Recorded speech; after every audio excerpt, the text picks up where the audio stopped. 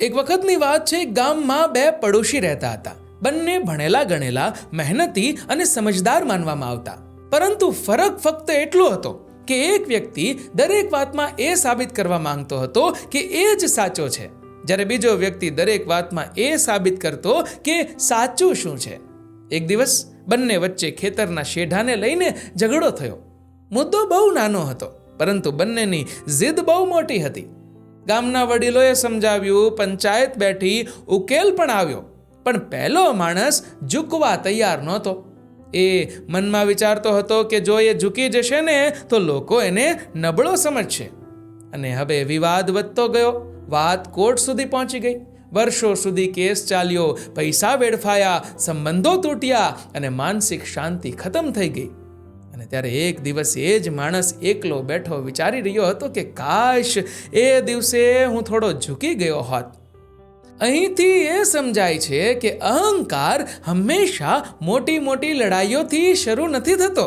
ઘણીવાર તે નાની એવી વાતમાંથી જન્મ લે છે. અને હવે પ્રશ્ન ઊભો એ થાય કે અહંકાર એટલે શું?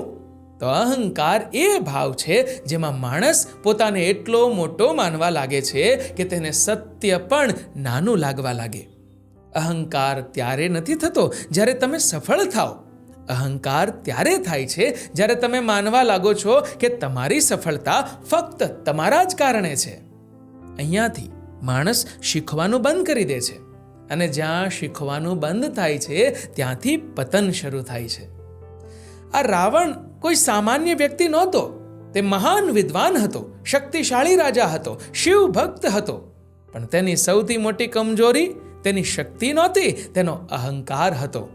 જ્યારે તેણે માન્યું કે હું જે કરું એ જ સાચું છે, ત્યારે તેના માટે કોઈ સલાહ મહત્વની ન રહી. વિભીષણે સમજાવ્યું, મંદોદરીએ સમજાવ્યું, પણ અહંકારે તેની સાંભળવાની શક્તિ છીનવી લીધી હતી. રાવણનો અંત આપણને શીખવે છે કે અહંકાર ઘણીવાર આપણી શક્તિને જ આપણી સામે ઊભી કરી દે છે. મહાભારતમાં દુર્યોધનને જુઓ.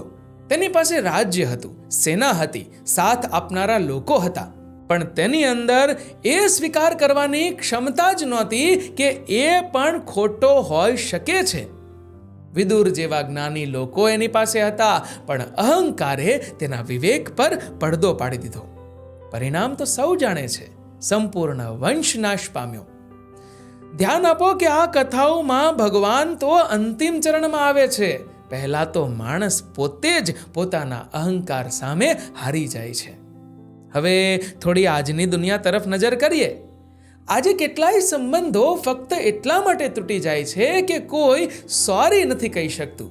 કેટલાય લગ્ન ફક્ત એટલા માટે તૂટી જાય છે કે બંને સાચા સાબિત થવા માંગે છે. ઓફિસમાં કેટલાય પ્રતિભાશાળી લોકો ફક્ત એટલા માટે આગળ નથી વધી શકતા કે તેઓ ટીમ કરતાં પોતાને મોટા માને છે. અને કેટલાય નેતાઓ ફક્ત એટલા માટે નિષ્ફળ જાય છે કે તેઓ સાંભળવાનું ભૂલી જાય છે. અહંકાર માણસને ધીમે ધીમે એકલો કરી નાખે છે. શરૂઆતમાં એ આત્મવિશ્વાસ જેવો લાગે છે, પણ સમય જતાં તે ભારરૂપ બની જાય છે. અહીંયા એક બહુ જરૂરી ફરક સમજવો જોઈએ કે આત્મસન્માન હોય ને એ શું કે હું મારી નજરે મૂલ્યવાન છું. સાચી વાત. પણ અહંકાર કહે છે કે મારા સિવાય કોઈ મૂલ્યવાન નથી. અને આ એક ફરક માણસને ઉપર પણ લઈ જાય છે અને નીચે પણ પાડી દે છે. આજની સોશિયલ મીડિયાવાળી લાઈફમાં દુનિયામાં અહંકાર બહુ ચાલાક બની ગયો છે. લાઇક્સ, ફોલોવર્સ, નામ, ઓળખ, આ બધાએ અહંકારને નવો ચહેરો આપી દીધો છે. લોકો સાંભળવા નથી માંગતા, ફક્ત બોલવા માંગે છે. લોકો સમજવા નથી માંગતા, ફક્ત જીતવા માંગે છે. જો તમે અહીં સુધી વિડીયો જોઈ રહ્યા છો તો એક વાત મનમાં બેસાડી લો કે જ્યાં શીખવાની ઈચ્છા ખત્મ થઈ જાય ત્યાં અહંકાર જન્મ લે છે. મહાન લોકો એટલા માટે મહાન નથી કે તેઓ ક્યારેય ખોટા જ નથી હોતા. તેઓ મહાન એટલા માટે હોય છે કે તેઓ સત્ય આગળ નમવાનું જાણે છે. અહંકાર માણસને ફક્ત ભગવાનથી દૂર નથી કરતો, તે માણસને પણ માણસથી દૂર કરી નાખે છે. અને જ્યારે માણસ એકલો પડી જાય છે ત્યારે તેની જીત પણ તેને ખુશી નથી આપી શકતી.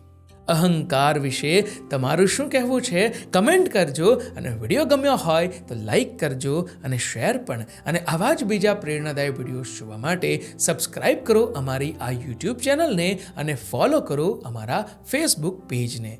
ધન્યવાદ.